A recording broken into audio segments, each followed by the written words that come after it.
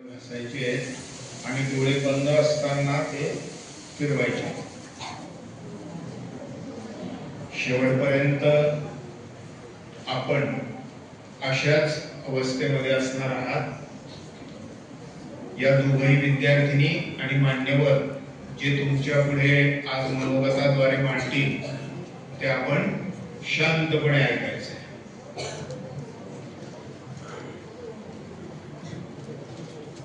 आपल्या समोर इयत्ता 6वी या वर्गातील विद्यार्थिनी नारी शक्तीवर आधारित गीत सादर करणार आहेत. गीताचे नाव आहे नव्या युगातील नारी जात.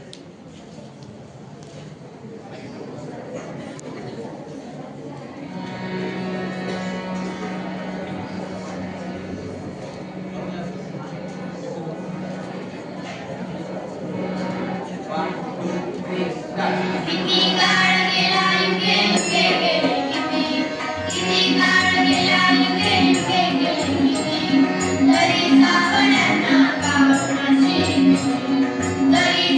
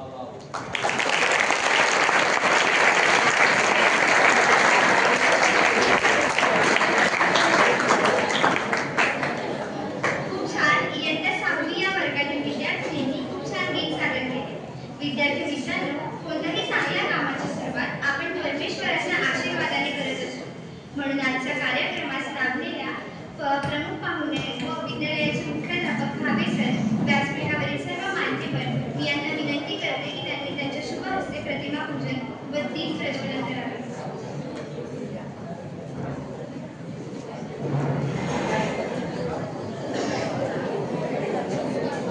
प्रार्थना म्हणजे सुख शांती समृद्धीची कामना. प्रार्थना म्हणजे निर्मळ अंतराची भावना. प्रार्थना म्हणजे देवाप्रती कृतज्ञतेची चेतना.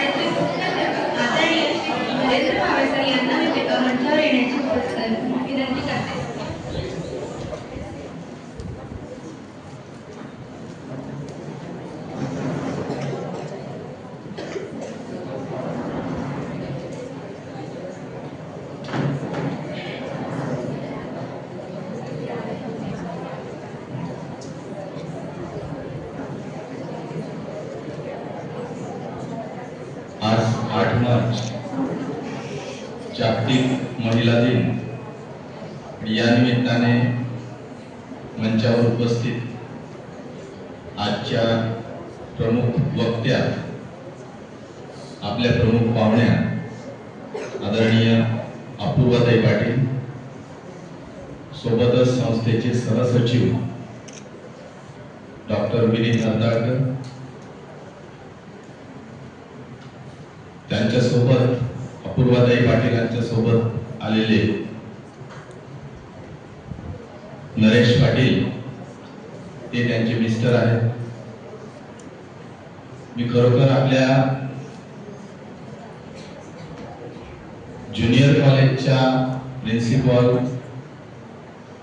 पीजी पाटील सर यांचे आभार मानेन की त्यांनी आज एक अशा आगळ्या व्यक्तिमत्वाची ओळख आम्हाला या ठिकाणी करून दिली आणि त्यांच्याकडून मार्गदर्शन ऐकण्याची एक संधी आम्हाला या ठिकाणी उपलब्ध करून दिली. त्यांच्यासोबतच त्यांच्या धर्मपत्नी शैला पाटील,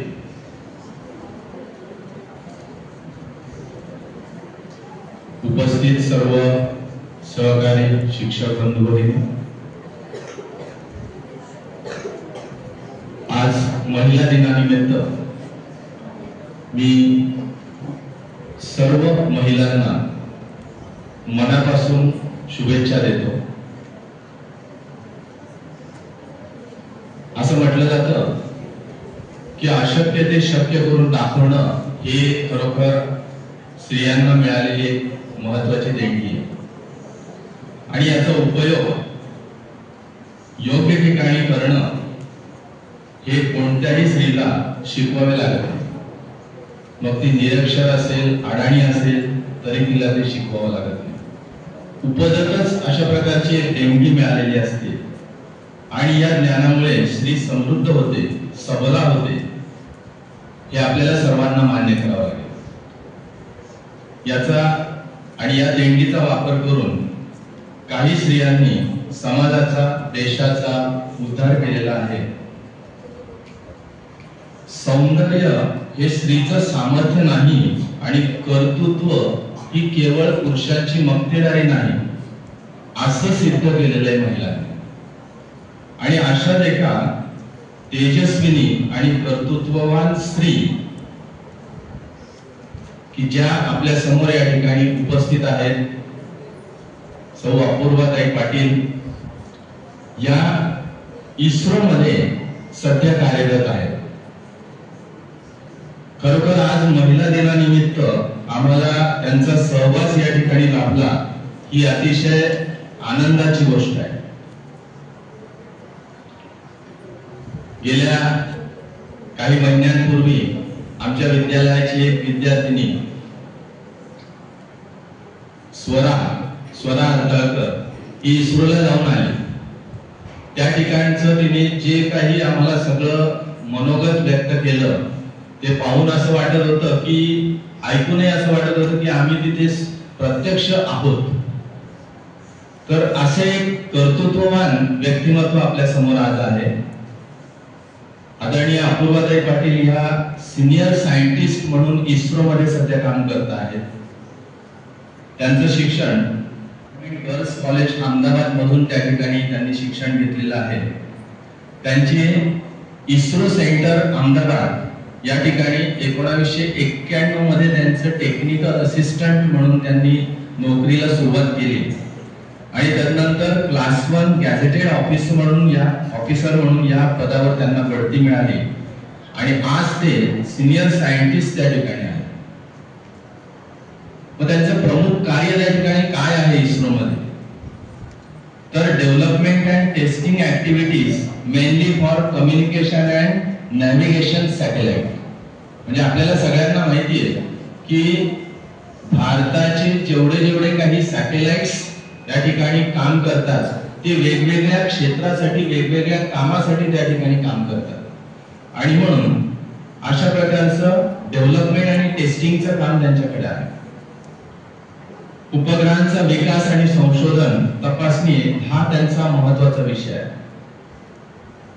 तसेच Mars orbit mission, Chandrayaan 2, Chandrayaan 3, Gaganyaan mission या सर्व कार्यामध्ये त्यांचा महत्त्वाचा सहभाग आहे. त्यांची आजपर्यंत राष्ट्रीय आणि आंतरराष्ट्रीय स्तरावर अनेक संशोधन पेपर्स, रिसर्च पेपर्स त्या ठिकाणी पब्लिश झालेले आहेत. त्यांची अनेक तांत्रिक समित्यांवर तज्ञ मार्गदर्शक म्हणून त्यांची नेमणूक त्या ठिकाणी झालेली आहे. ते वर्ल्ड स्पेस वीक कमिटी, स्वच्छ भारत मिशन कमिटी याचेही त्या सदस्य आहेत. त्यांनी हे कार्यक्रम अतिशय यशस्वीपणे राबवलेले आहेत.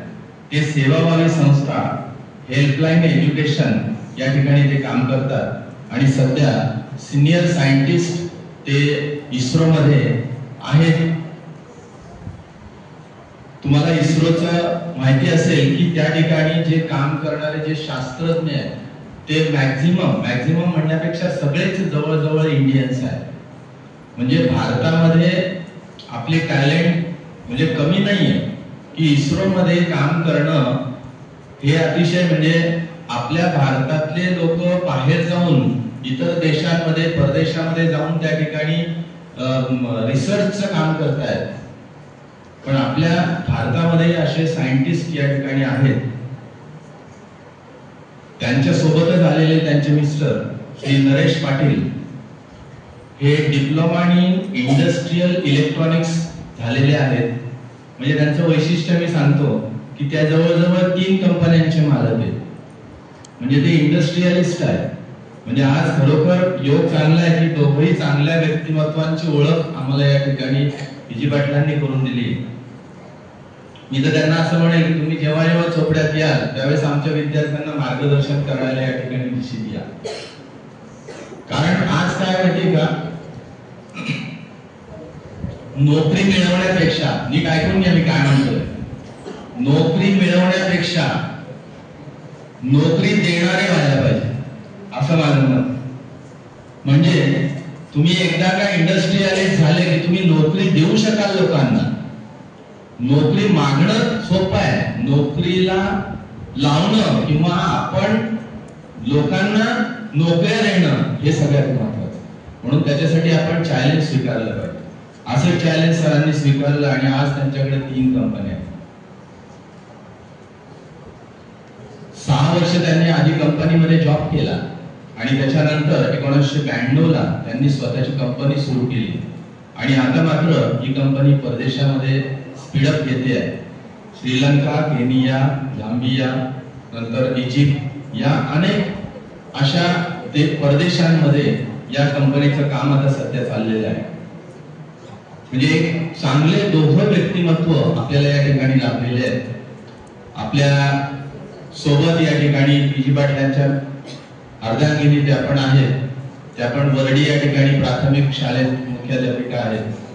म्हणजे खरोखर रिसर्च मध्ये जाणारे आज खूप कमी राहिलेले आहेत लोक. त्याचं कारण असं झालेलं आहे की आपण कोणत्याही प्रकारचं, मी सांगितलं होतं तुम्हाला सायन्स डेच्या दिवशी की आपण 2 प्रश्नांची नेहमी उत्तर शोधली पाहिजे आणि ती शोधता शोधता आपण कदाचित शास्त्रज्ञ होऊ शकतो. पहिला प्रश्न म्हणजे का आणि दुसरा प्रश्न म्हणजे कसे. या 2 प्रश्नांची उत्तर आपण शोधायला लागलो की मला असं वाटतं की आपण निश्चित संशोधनाकडे जायला लागलेलो आहोत. आणि ज्यांना ज्यांना हे स्किल अवगत होईल त्यांनी ते पुढे निश्चितच वाढवावं आणि संशोधनामध्ये जास्तीत जास्त, आज इंडियन्सला गरज आहे की त्यांनी संशोधनामध्ये उतरलं पाहिजे, तर तसं तुम्ही करावं. या दोघही व्यक्तिमत्वांचा आदर्श आपण डोळ्यासमोर ठेवूया. त्यांचा परिचय मी या ठिकाणी थांबवतो.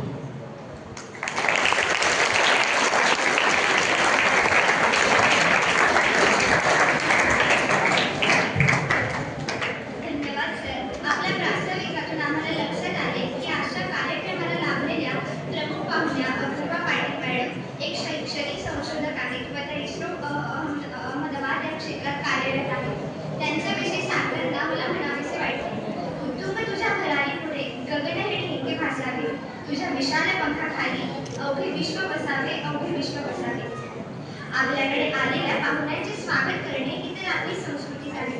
म्हणून कार्यक्रमाला लाभलेल्या प्रमुख पाहुण्या आदरणीय श्रीमती अपूर्वाताई पाटील यांचे स्वागत करण्यासाठी मी आदरणीय डॉक्टर विनीत हरदाळकर यांना मंचावर आमंत्रित करते.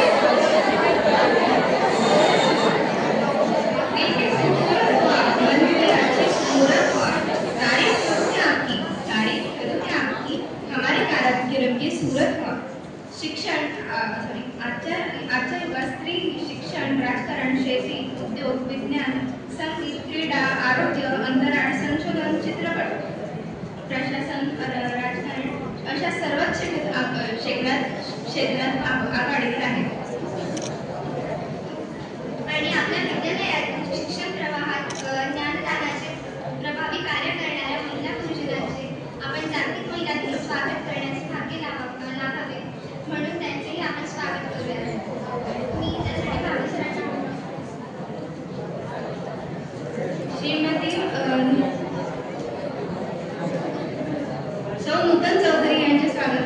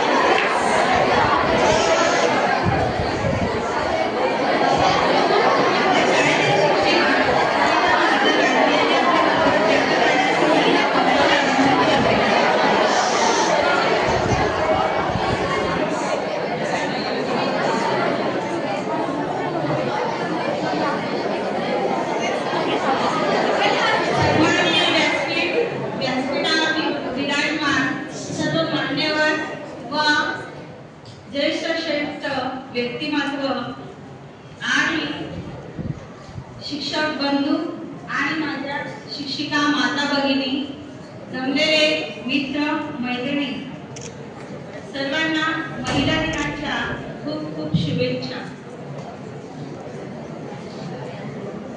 विद्यार्थी मित्र मैत्रिणींनो, सर्वप्रथम आयुष्याच्या प्रत्येक टप्प्यावर आई, बहीण, पत्नी व लेकीची भूमिका साकारणाऱ्या सर्व महिलांना जागतिक महिला दिनाच्या खूप खूप शुभेच्छा. आज 8 मार्च आंतरराष्ट्रीय महिला दिन. हा दिवस महिलांच्या सामाजिक, आर्थिक, सांस्कृतिक आणि राजकीय कामगिरीचा उत्सव साजरा करणारा जागतिक दिवस आहे. हा दिवस लैंगिक समानतेला गती देण्यासाठी कृती करण्याचे आवाहन करतो. विद्यार्थी मित्रांनो, 8 मार्च 1908 साली न्यूयॉर्कमध्ये वस्त्रोद्योग म्हणजे कापडाचा कारखाना होता. तेथे जास्त महिला कामगार होत्या, परंतु त्यांना कामाचा मोबदला कमी मिळत असे. तेथे महिलांनी आंदोलने सुरू केली व पुढे 1910 रोजी म्हणजे 1910 पासून क्लारा झेटकिन या महिला आंदोलकांनी म्हणजे त्या महिलेने सर्व महिला आंदोलकांना जवळ केले आणि त्यांच्यासाठी त्यांनी लढा देण्याचा प्रयत्न केला. तसेच त्यांना कामाचे तास कमी करून दिले, त्यांचा पगार आणि त्यांचा जो काही वेतन असेल, मतदानाचा हक्क असेल, त्यांना तो न्याय मिळवून देण्यासाठी त्यांनी खूप काही अतोनात प्रयत्न केले. अमेरिकेच्या सोशलिस्ट या पार्टीने त्यांना म्हणजे साथ दिली. 8 मार्च 1975 आंतरराष्ट्रीय स्तरावर हा महिला दिवस म्हणून साजरा होऊ लागला. तुम्ही नारी, भगिनी माता, कित्येक वीरांच्या माता, तुम्ही नवयुगाच्या प्रेरणा, या जगाच्या भाग्यविधाता. संत मुक्ताई, संत बहिणाबाई, संत जनाई, संत कानोपात्रा यांनी आपल्या अभंग रचनेतून व त्याच्या माध्यमातून या स्त्री वर्गाला समाज प्रबोधन केले. महिलांना धार्मिक स्वातंत्र्य देण्याचे त्यांनी खूप काही काम केले. तसेच सर्वप्रथम महानुभव पंथाचे संस्थापक सर्वज्ञ श्री चक्रधर स्वामींनीही स्त्री समानतेचा पाया घातला. तसेच अनेक समाज कार्यकर्त्यांनी व महिलांनी तसेच जे काही मोठमोठे कार्यकर्ते होऊन गेले त्यांनी स्वातंत्र्य, न्याय, समता, सतीप्रथा व ज्या काही अनिष्ट पिढी परंपरा होत्या की त्यांना या स्त्रिया या बळी पडत होत्या, तर त्यांनी त्यांना हे संपूर्ण न्याय मिळवून दिले. तसेच महात्मा ज्योतिबा फुले आणि सावित्रीबाई फुले यांनी जाऊन स्त्री शिक्षणाचा वसाहत घेतला होता. डॉक्टर बाबासाहेब आंबेडकर संविधानात स्त्रियांविषयक अनेक कायदे आणि कलम आणि त्यांचे हक्क त्यांनी लिहून ठेवले आणि ते त्यांना आत्मसन्मानाने प्राप्त करून दिले. स्त्री सुद्धा एक मनुष्य असते, तिला पण तिचे आयुष्य असते. तुडवली तर वाघीण असते, तान्हुल्या बाळाची ती नीज असते, कळाली तर वीज असते, तिच्या गर्भात देशाच्या भविष्याचं बीज असते. अशा या धरणी मातेवर अनेक रणांगणा वीर होऊन गेल्या.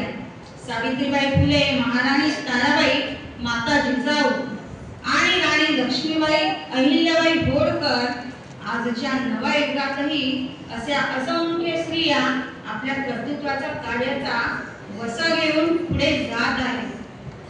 स्त्री समीकरण काय? आजच्या युगात स्त्रिया अनेक ठिकाणी प्रगती पथावर पोहोचल्या आहेत, तरी त्यांना अनेक समस्यांना सामोरे जावेच लागते. समस्या आहेत, भरपूर समस्या त्यांना भेडसावत आहेत। या संपूर्ण समस्या जर दूर केल्या तर नक्कीच स्त्रियांचे कार्यक्षेत्र अजून खूप काही विस्तारेल आणि नक्कीच भारत देश अजून उत्तरोत्तर आणि खूप प्रगती पथावर आणि विकसित मार्गावर अजून जाईल। वार नाही तलवार आहे, ती संशयाची धार आहे। स्त्री म्हणजे अबला नाही, ती तर धगधगता अंगार आहे, ती तर धगधगता अंगार आहे। एवढे बोलून मागे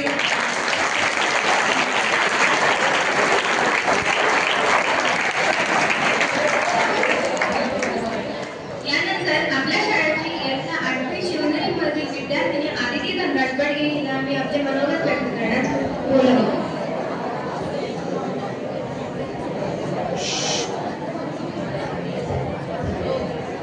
द्रौपदी का सम्मान बचाने आए थे कृष्ण मुरारी, द्रौपदी का सम्मान बचाने आए थे कृष्ण मुरारी। आज के इस कलयुग में कोई नहीं जो बचाए लाज तेरी, आज के इस कलयुग में कोई नहीं जो बचाए लाज तेरी। छोड़ दे बेबस और लाचारी, छोड़ दे बेबस और लाचारी, क्योंकि तू शक्ति रूप, तू काली, तू दुर्गा, तू है भारत की नारी, तू है भारत की नारी। उपस्थित मान्यवर पूज्य गुरुजन तथा यहाँ उपस्थित मेरे भाई और बहनों, नमस्ते। सर्वप्रथम तो आज 8 मार्च यानी कि जागतिक महिला दिन की आपको हार्दिक शुभकामनाएं। मैं इयत्ता 8वीं शिवनेरी की विद्यार्थिनी आदिति धनराज बडगे आज आपको अपना कुछ मनोगत कहना और सुनाना चाहती हूँ। कृपया आप ध्यान से सुने, यह मेरा आपसे निवेदन है। माँ की बोलाडली पापा की बोझान, माँ की बोलाडली पापा की बोझान, दिल है नादान पर करती है सबके लिए अपनी जान कुर्बान, दिल है नादान पर करती है सबके लिए अपनी जान कुर्बान। है भाइयों की मुस्कान परिवार की शान, है भाइयों की मुस्कान परिवार की शान, आखिर यही तो है एक लड़की की पहचान। जिसके कारण खुशहाल ही है कायनात सारी, जिसके कारण खुशहाल ही है कायनात सारी, जिसके रोम रोम की कर्जा है ये दुनिया सारी, जिसके रोम रोम की कर्जा है ये दुनिया सारी, फिर भी एहसान फरामोशों के कारण आज भी है अबला नारी। सच में इन पंक्तियों पर अगर गौर किया जाए तो हमारे मन में एक सवाल आता है कि नारी में इतनी सारी योग्यताएं है, इसके बावजूद भी आज की नारी आज भी अबला है। सही मायने में देखा जाए तो नारी अबला है या इस पुरुष प्रधान संस्कृति ने उसे अपने हित के लिए अबला बनाकर रखा है, यह तो एक चिकित्सा का विषय होगा। नारी की शारीरिक रचना के कारण उसे कुछ बंधन कुछ मर्यादा है। पुरुषों की तुलना में अपना जीवन व्यतीत करते समय उन्हें उन मर्यादाओं का पालन करना पड़ता है। उन्हीं मर्यादाओं का गैर फायदा उठाकर उसका मानसिक और शारीरिक शोषण किया जाता है, जिसके कारण उसे आज भी अबला बनाकर रखा गया है। पढ़ी लिखी महिलाओं को अपने काम करने की जगह पर भी अपने सहकर्मी पुरुष कर्मचारियों से उचित सम्मान नहीं मिलता। आज भी उनके नारी होने का गलत फायदा उठाया जाता है। यदि हम पूर्व संस्कृति का अभ्यास करें तो हमें पता चलता है कि कई सदियों पहले परिवारों में महिला प्रधान परिवार भी थे, जिनमें महिलाओं को मान सम्मान हक दर्जा पुरुषों के समान था। उस समय शायद महिला पढ़ी लिखी नहीं थी, लेकिन फिर भी अपने परिवार के कुछ फैसले लेने का हक और हक की बराबरी उन्हें भी थी। मगर आज प्रगत समाज होने के बावजूद भी स्त्रियों को अपने पैरों तले दबा और कुचला कर रखा जाता है। यह एक सच्चाई है। कई जगह पर तो आज भी उन्हें पैसों की लालच में जिंदा जलाया जाता है। परिवार का अविभाज्य हिस्सा है नारी, परिवार का अविभाज्य हिस्सा है नारी, दबाकर अपनी भावनाएं हर जुल्म हर तकलीफें सहती है सारी, दबाकर अपनी भावनाएं हर जुल्म हर तकलीफें सहती है सारी, अपने कुल का नाम ऊंचा रखने के लिए निभाती है हर जिम्मेदारी। राजा महाराजाओं के कालखंड में स्त्रियों पर ज्यादा अत्याचार होते थे। उस समय दासियों की भी प्रथा थी। जिनका अपना कोई आत्मसम्मान नहीं होता था, उन्हें केवल एक उपभोग के वस्तु की तरह राज दरबार में रखा और देखा जाता था। उस दौरान देवदासी की भी प्रथा थी। यह एक अत्यंत क्रूर और मानवताहीन रीत थी। देवदासी की प्रथा मतलब एक महिला का विवाह भगवान के साथ किया जाता था। उसके बाद उस महिला का पूरा जीवन नरकातना से होकर गुजरता था, नरकप्राय हो जाता था। उस समय में ही बाल विवाह की भी एक प्रथा थी। यह भी एक अत्यंत क्रूर और मानवताहीन रीत थी। बाल विवाह की प्रथा मतलब एक बालिका का विवाह उससे कई गुना बड़े इंसान के साथ किया जाता था। उसके बाद उस बालिका का भी पूरा जीवन नरकातना से होकर गुजरता था। कई बालिकाओं की तो बीमारियों के कारण मौत तक हो जाती थी। उस समय अगर किसी औरत का पति मर जाए तो उसके बाल काटकर उसे सौंदर्यहीन कर दिया जाता था। और इससे भी क्रूर और भयानक रीत वो मतलब सती की चाल थी, जिसमें अगर किसी औरत का पति मर जाए तो उसको अपने पति की चिता की आग में जिंदा जलाया जाता था। कभी माँ ने सुलाया था जिसे गाकर मीठी लोरी, कभी माँ ने सुलाया था जिसे गाकर मीठी लोरी, जो हमेशा ही थी अपने पिता की दुलारी, जो हमेशा ही थी अपने पिता की दुलारी। आज के इस वक्त में भूलकर अपनी शक्ति सारी, आज के इस वक्त में भूलकर अपनी शक्ति सारी, कैसे हो गई तू अबला नारी। आज हम अगर इस सामाजिक दौर में महिलाओं की बात करें तो समाज में महिलाओं पर होने वाले अत्याचार कम होने की बजाय दिन पर दिन और भी बढ़ते ही जा रहे हैं। आज हम चिल्ला चिल्ला कर कहते हैं कि संविधान ने महिलाओं को पुरुषों के बराबर के हक दिए हैं, मगर आज भी महिलाओं पर होने वाले अत्याचार कहाँ कम हुए हैं। महिला हमेशा अपना जीवन दूसरों के लिए जीती है। जब छोटी उम्र में अपने माँ बाप के घर रहती है तो बचपन में खिलौनों की चिंता, शादी के बाद अपने पति की चिंता, उसके बाद अपने बच्चों की चिंता, इस सब की चिंता में वह अपने आप के अस्तित्व को और वह अपने आप को भूल जाती है। मगर अगर आज अपने आप को भूल के घर को स्वर्ग बनाने वाली महिला ही अगर आज अबला रहेगी तो इस पूरे संसार का क्या होगा, इस ब्रह्मांड का क्या होगा। हम मूर्तियों को पूजते हैं, उनकी पूजा अर्चना करते हैं, मगर हम उन्हीं की बेटियों का यानी औरतों का, लड़कियों का, महिलाओं का क्यों सम्मान नहीं करते, उन्हें हम क्यों इज्जत नहीं देते, उनका हम क्यों आत्मसम्मान नहीं बढ़ाते। आज के सामाजिक दौर में अगर हम महिलाओं की बात करें तो महिला पुरुषों के बराबर कंधे से कंधा मिलाकर आगे बढ़ रही है। पढ़ाई लिखाई, खेल कूद, विज्ञान, संशोधन, राजनीति, इन सभी क्षेत्रों में महिला पुरुषों के बराबर के कार्य कर रही है। बस चलाने से लेकर हवाई जहाज तथा अंतरिक्ष में भी महिला ने अपनी उड़ान भरी है। इन सभी क्षेत्रों में महिला अग्रसर रही है। मगर आज भी कई शैतान आए दिन निष्पाप बालिकाओं तथा महिलाओं को अपने अत्याचार का शिकार बना रहे हैं, जिसमें अगर हम बात करें तो सर्वप्रथम हमारे सामने की दुर्दैवी घटना वो है कोलकाता की हत्या का प्रकरण, उसके बाद बदलापुर की बालिकाओं के साथ अत्याचार का प्रकरण, जैसे कई उदाहरण मानवता के नाम पर सिर्फ एक कलंक है। इसी वजह से आज औरत, महिला और एक लड़की अपने आप को मानसिक रूप से बेबस समझकर खुद अबला, लाचार और बेबस बनी रहती है। मगर वह अपने आप को अगर लाचार, बेबस और अबला ना समझे तो वो माँ दुर्गा की शक्ति और माँ काली का रूप है। इसलिए तू डर मत, तू निडर बन, क्योंकि तुझे अबला नहीं सबला बनना है। कोई अगर तुझे छूने की कोशिश भी करे तो शस्त्र से उसके हाथ काटने की क्षमता, शस्त्र से उसके हाथ काटने की तैयारी भी खुद में रख, क्योंकि तुझे अबला नहीं सबला बनना है। और सबला बनके तुझे अपनी आत्मसम्मान की रक्षा करनी है। भगवान का उपहार है नारी, धरती का श्रृंगार है नारी। भगवान का उपहार है नारी, धरती का श्रृंगार है नारी। जिसके त्याग सेवा भाव से स्वर्ग बनी है ये दुनिया सारी, जिसके त्याग सेवा भाव से स्वर्ग बनी है ये दुनिया सारी। ए इंसान अत्याचार मत करना इस पर देखकर बेबस और लाचारी। अगर क्रोध में आ जाए तो जलाकर राख कर देगी, ऐसी दुर्गा का शक्ति रूप भी है नारी।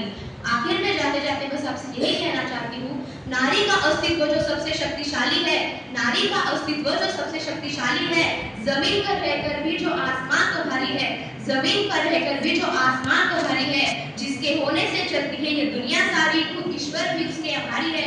जिसके होने से चलती है ये दुनिया सारी, खुद ईश्वर भी उसके आभारी है। हर दर्द में जो मुस्कुराए, मुश्किलों में भी जो ना डरे, हर दर्द में जो मुस्कुराए, मुश्किलों में भी जो ना डरे, उसके हौसलों की बहुत ऊंची है उड़ान, जिसके सामने सर झुकाता है आसमान। उसके हौसलों की बहुत ऊंची है उड़ान, जिसके सामने सर झुकाता है आसमान। और ऐसी आज की सावित्री रानी लक्ष्मीबाई, माँ दुर्गा और माँ काली को मेरा शतशः प्रणाम, मेरा शतशः प्रणाम।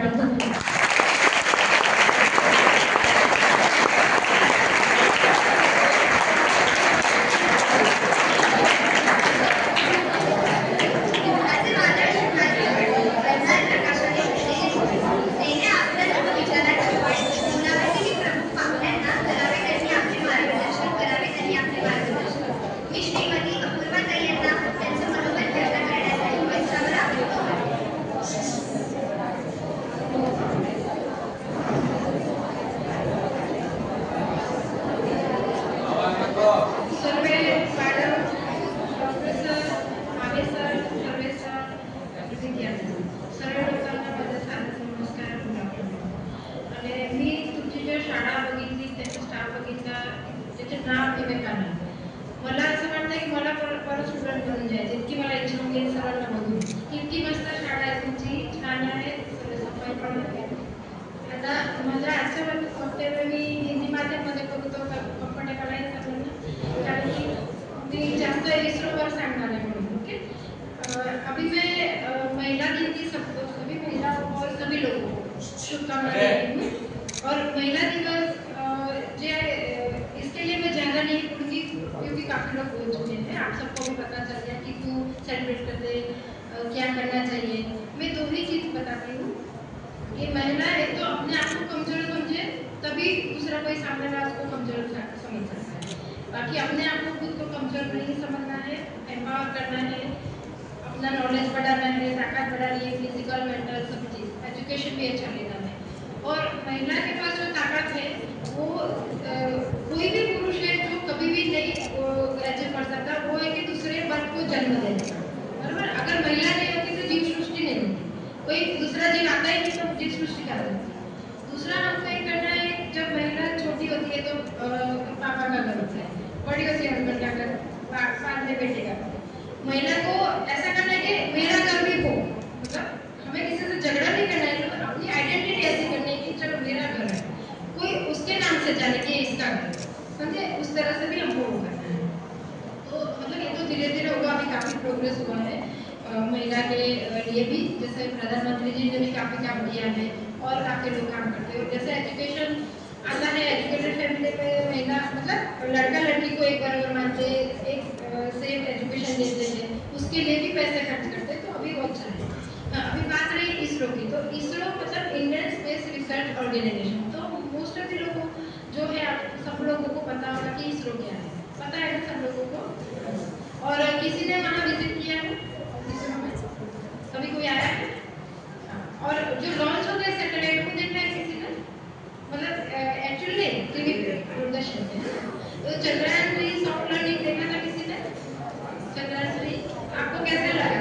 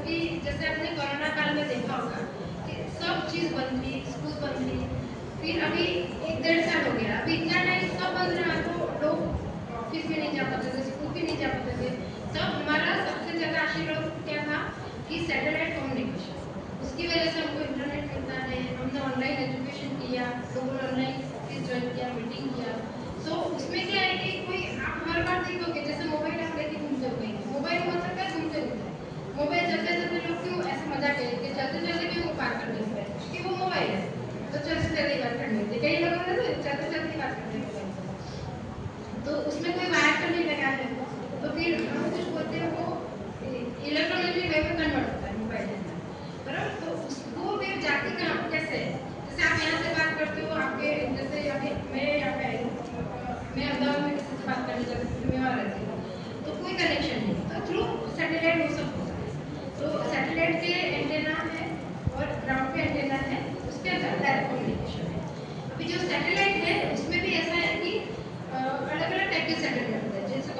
हो गया, जीपीएस हो गया, रिमोट सेंसिंग हो गया। तो उसमें भी ऐसा है कि हमारी अर्थ के पार ऑर्बिट है, जो एक ऑर्बिट है उसको पोलर ऑर्बिट बोलते हैं, जिसमें पोलर सैटेलाइट होता है। अभी वो जो होता है वो अराउंड पहले तो मैं बता दूं कि जो स्पेस किसको बोलते हैं, मतलब अर्थ से आप 400 किलोमीटर ऊपर जाते हो, वहाँ से ऐसा होता है कि वातावरण एकदम कम हो जाता है, वैक्यूम, तो उसको स्पेस, वहाँ से स्पेस चालू होता है, ऐसा बोलते हैं। तो अभी आपने इंटरनेशनल स्पेस स्टेशन का नाम सुना है किसी ने? जो मतलब सर्वे जो सब कंट्रीज है उसमें मिलके एक स्पेस स्टेशन तैयार किया है कि जिसमें जो भी वैज्ञानिक है अलग अलग देश के लोग वो वहाँ जाएंगे और स्पेस के एक्सपेरिमेंट करेंगे। अभी सुनीता विलियम्स वहाँ पे है, पता है आपको, है ना? क्योंकि उनको एक्चुअली वो 8 दिन के लिए थी, लेकिन वो 8 महीने तक वहीं रुके, क्योंकि वो यहाँ से जो बोइंग का उनका जो व्हीकल था उसमें कुछ लीकेज प्रॉब्लम हो गई, तो उनको अगर उसमें वापस जाते तो रिस्क था। तो अभी वो वहाँ है, अभी एलन मस्क है, उनका व्हीकल जाएगा और उनको लेके आने वाला है, अभी मार्च जाएगा, वो भी हो रहा है। तो अभी स्त्री के उसमें वो भी है, सुनीता विलियम्स, कल्पना चावला वो भी है, एस्ट्रोनॉट भी है। अभी जो स्पेस में हमको जाना है तो हमको क्यों जाना है स्पेस में? तो पहले तो ये कि ये सैटेलाइट तो गया तो हमारा काम होगा, ये हमारा संदेशा व्यवहार होगा और जितने भी काम हमारे होंगे। इवन अभी तो क्या है कि डॉक्टर की एक जगह है और उनको अलग अलग गाँव में ट्रीटमेंट देनी है, तो वो भी थ्रू सैटेलाइट होता है, उसको टेलीमेडिसिन बोलते हैं।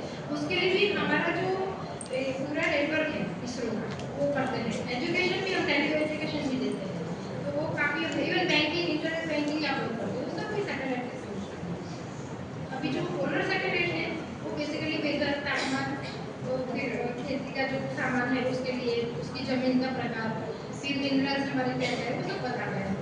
तो जनरली पोलर जो सैटेलाइट है वो 400-600 मीटर के आसपास, किलोमीटर आसपास रहता है और वो हमको कंटिन्यूस विजिबल नहीं है। लेकिन जो कम्युनिकेशन सैटेलाइट है वो 36,000 किलोमीटर अवे है अर्थ से, तो वो वहाँ से सिग्नल भेजता है जो बहुत बिग सिग्नल होता है, क्योंकि इतने डिस्टेंस से कोई भी सिग्नल आएगा धीरे, वो माइक्रोवेव सिग्नल होता है, इलेक्ट्रोमैग्नेटिक सिग्नल बोलते हैं उसको, वो आता है। जैसे माइक्रोवेव ओवन आपको पता होगा ना, तो ओवन जैसा होता है, इस तरह एक माइक्रोवेव सिग्नल पे काम करता है। तो वो जो यहाँ सिग्नल आते हैं हम उसको पिक करते हैं और इसके जो भी हमारी यूटिलिटी उसमें हम यूज़ करते हैं।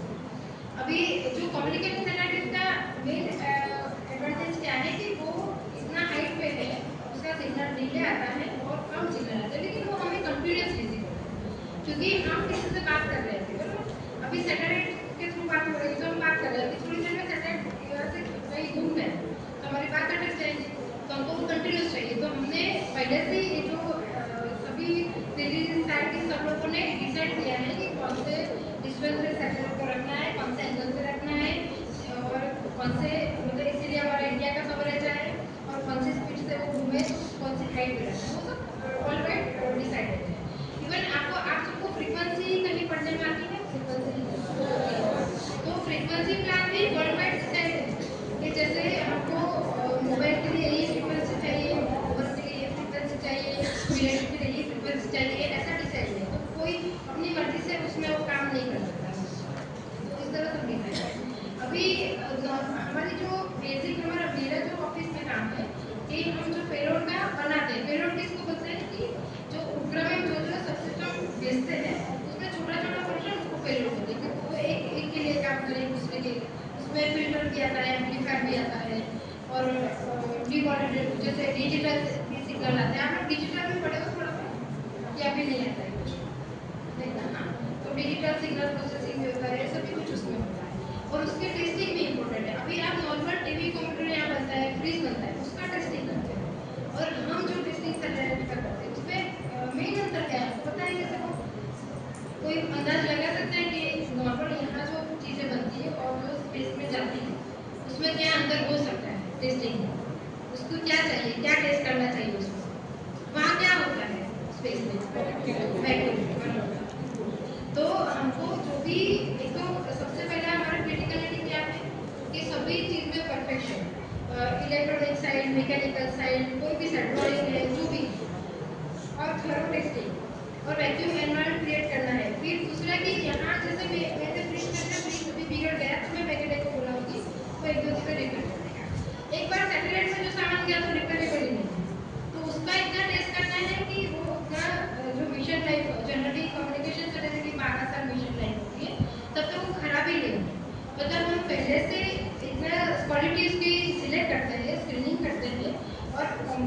लेवल पे, फिर पीसीबी लेवल पे, फिर इंटीग्रेटेड हर एक लेवल पे उसको टेस्ट करते हैं और फाइनली सब पूरा इंटीग्रेट सिस्टम करते हैं फिर उसको और सभी में हम एम्बिएंट मतलब अपने टेम्परेचर उस पर करते हैं। बाद में वैक्यूम चेंबर है टेस्टिंग और मेरा जो ज़्यादा इन्वॉल्वमेंट है वो हाई पावर टेस्टिंग है। तो हाई पावर टेस्टिंग मतलब क्या कि जैसे मैंने अभी बताया कि 36,000 किलोमीटर अवे सैटेलाइट है और वो मुझे सिग्नल यहाँ भेज रहा है। अभी वो सिग्नल मुझे प्रोसेस करना है तो अभी मुझे वो रिसीव करने के लिए बहुत बड़ा एंटेना चाहिए। पहले पुराने ज़माने में टीवी एंटेना बड़े बड़े आगे एंटेना आते थे और बड़े बड़े आप लोगों ने शायद देखे नहीं होंगे। फिर घर में छोटे ऐसे आते थे। अभी क्या डीटीएच आ गया तो डीटीएच मतलब क्या है कि इतना छोटा एंटेना भी सिग्नल कवर कर रहा है क्योंकि सिग्नल वहाँ से बड़ा है। तो हमने पेलोड ही बड़े साइज का बड़े पावर माइक्रोवेव पावर बड़ा है बना दिया वो यहाँ रखा है। अभी जब हम माइक्रोवेव और हाई पावर में काम करते हैं तो उसमें क्या है कि हीट का प्रॉब्लम भी बहुत होता है। जो कंपोनेंट का फेलियर आता है वो उसका पावर ठीक से होता है और हीट गर्म हो जाता है ना उससे भी होता है। तो वो सब उसके लिए प्रॉपर थर्मल प्लान करना पड़ता है एक्सचेंज लगानी है कोई भी चीज़ में। जैसे आपने कभी कंप्यूटर वगैरह खोला होगा तो कहीं कहीं कोई ऐसे के नीचे आपको मिक्सिंग दिखी होगी अगर किसी ने देखा है तो वो सब भी बेसिकली वो अभी ये जो हमारा जो सैटेलाइट है वो तो हमने बना दिया। अभी उसको भेजना भी तो पड़ेगा या बड़े बड़े तो होगा नहीं तो उसके लिए रॉकेट है हम जिसको हम लॉन्च कर तो आपको दिवाली का जो रॉकेट चलाते हैं उसी टाइप का ये होगा एक मतलब प्रिंसिपल वही कि भाई आपने देखा होगा लॉन्चिंग दूरदर्शन वगैरह पे कि जैसे वो पूरा ऐसे उसकी आग निकलती है बाद में थोड़ी देर को जो काउंटडाउन होता है फिर वो ठीक हो जाता है। तो न्यूटन का जो नियम ही है ना कि एक साइड से फोर्स है फिर दूसरी तरफ वो रिवर्स होगा वो रिटर्न में तो बड़े होंगे उससे भी वो काम करता है और वो अपनी निर्धारित जगह पे चल जाता है। अभी मार्च का मूवी देखा था किसने मदर मिशन होता है ना वो भी अच्छा लगा था ना सबको। उसमें भी बताया कि पूरा ऑर्बिट कैसे चलता है उन्होंने पूरा बताया है ऑर्बिट कैसे चलता है। सेम चीज चंद्रयान अभी चंद्रयान के बारे में बताऊँ कि हमारी इसरो की जो स्थापना हुई 1969 में और उसी साल ये जो नासा वाले ने अपना नील आर्मस्ट्रांग को चंद्र पे भेजा। मतलब हम कितने पीछे उनका चालू किया कितने साल हो गए 69 में हमारी इसरो की स्थापना हुई उन लोगों ने तो आदमी भी भेज दिया सर लेकिन इतने साल के बाद भी हमने इतना कवर कर लिया है कि हम एट पार है सभी कंट्री और अभी ऐसा है और पहले हम हमारे सैटेलाइट बनाते थे लॉन्च करने दूसरे लोगों के पास दूसरे कंट्री पास हमको रिक्वेस्ट करने वो बोलते थे कि अरे बहुत बेटी है आप बहुत महंगा भी पड़ता। अभी ऐसा नंबर है कि हम लोगों को दूसरे के सैटेलाइट को हमको देते कि आप हमारा सैटेलाइट लॉन्च करो क्योंकि हमारा इकोनॉमी तो वो भी और अर्निंग भी है उसके वो भी सब अच्छा है। अभी मैं इसरो के बारे में बताऊँ तो हमारे टोटल मोर देन 60 सेंटर्स हैं इंडिया में छोटे बड़े मिला के लेकिन मेन 4 सेंटर है उसमें सबसे मेन सेंटर बैंगलोर हम जो काम करते हैं अहमदाबाद सेंटर उसको बोलते हैं स्पेस एप्लीकेशन सेंटर। तो उसमें बेसिकली पेलोड या उपकरण बनता है कोई भी वहाँ मंगल का लो कि चंद्रयान लो पेलोड से कहीं करते हैं या कम्युनिकेशन लो कोई भी और बाकी जो लॉन्च व्हीकल बनता है वो साउथ में सब सेंटर है त्रिवेंद्रम वगैरह। उसके बाद में जो इंटीग्रेशन वगैरह होता है बैंगलोर जो मेन सेंटर है हमारा यूआरएससी नाम है उसका और जो शार है श्रीहरि वो एपी में है उसके अंदर से लॉन्चिंग तो ये भी एक सबको जानने की बात है। और आप लोगों को दूसरा है कि ये सब चीज़ों पे तो आपको थोड़ा इंटरनेट पे और सब चीज़ें जैसे आप मोबाइल वगैरह देख रहे हो इंटरनेट अपना रिक्रिएशन तो ये सब भी आपको थोड़ा देखना चाहिए कि भाई ये क्या है वो क्या है। जैसे आप थोड़ा सा भी अंदर घुसोगे ना तो आपको बहुत मिल जाएगा। शुरू में कोई नॉलेज आप गेन करने का ट्राई करते हो ना तो क्या होता है आपको थोड़ा पता लगता है ठीक है लेकिन आप जैसे उसमें आप चले जाओगे तो आपको बहुत मिल जाएगा। और इसरो के कितने सारे प्रोग्राम्स है जैसे यूपी का है शायद सर ने बताया कि कोई लोगों को पता नहीं है। फिर हमारा एग्जीबिशन है बहुत सारे एग्जीबिशन लगे हुए हैं और वो एग्जीबिशन ऑन मोबाइल भी है तो आप वहाँ पूरी टूर ट्रिप करके बस भी वहाँ लेके सबको आ सकते हो। वहाँ साइंस भी है हम लोग का प्लांट भी बना है और काफ़ी चीज़ें हैं जो साइंस रिलेटेड है साइंस क्लब वाले लोग भी आ सकते हैं बाकी लोग भी आ सकते हैं।